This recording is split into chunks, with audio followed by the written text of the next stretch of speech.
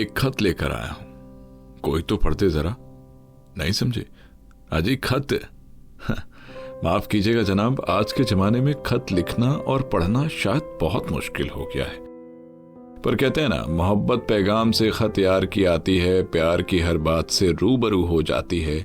वो दीदारे हुस्न से इनकार तो नहीं करते, और एक हम हैं जो बस खत का इंतजार करते हैं। खत कह लीजिए या पैगाम या फिर चिट्ठी, इनका तो अब महत्व ही खत्म हो गया है।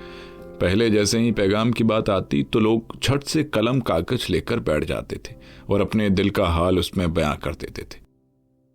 लेकिन आजकल इनकी जगह दूरभाष ने ले ली है।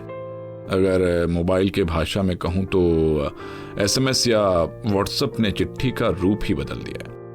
पहले दरवाजे पर टकटकी लगाए आंखें एक अदद चिट्ठी का इंतजार करती थीं, पर अब ऐसा नहीं है। लेकिन मन करता है कि साइकिल की घंटी सुनाई पड़े और दौड़कर दरवाजे पर चले आएं। शायद कोई चिट्ठी आई हो, शायद कोई संदेशा आया हो, जिसे किसी अपनों ने भेजा हो, जिसमें हाले दिल बयां किया गया हो। लेकिन अब ना तो साइकिल की घंटी सुनाई पड़ती है और ना ही डाकिया बाबू नजर आते हैं।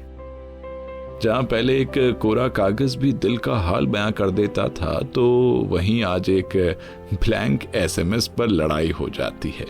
मैं ये नहीं कहता कि खत के साथ साथ प्यार भी खत्म हो गया है। प्यार तो आज भी उन SMS में छिपा है जो दूर बैठे प्रेमियों को पास ले आता है, बच्चों को माता पिता से जोड़ता है और सरहद पर जवानों को अपने घर वालों से मिला देता है।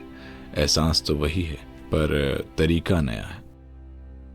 मुझे अभी भी याद आता है वो जमाना जब सरहद से हमारे देश के जवानों की चिट्ठी उनके घर पहुंचा करती थी।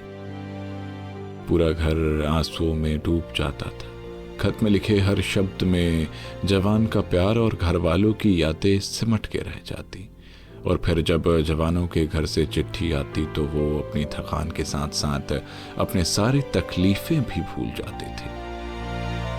अब तकनीकी दुनिया ने उन सुनहरे दिनों को कहीं पीछे छोड़ दिया, जब हफ्तों इंतजार के बाद एक खत आया करता था।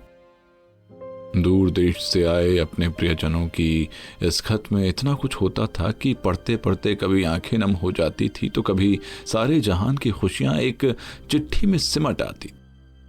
बेशक फोन ने संवाद में दूरियों की खाई पाट दी है, लेकिन रिश्तों की कद्र में कमी और नजदीकियों में दूरियों का एहसास बढ़ा दिया है।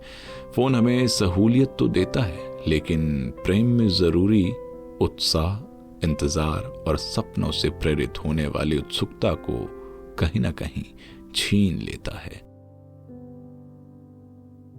उम्मीद करता हूं दोस्तों आपको ये किस्सा पसंद आया होगा। आपके लिए ये किस्सा लिखा था हमारे सहयोगी गौतम ने। मिलेंगे फिर किसी दिन किसी नए किस्से कहानी के साथ। फिलहाल के लिए मुझे दीजिए इजाजत और सुनते रहिए सुनो जिंदगी। शुक्रिया।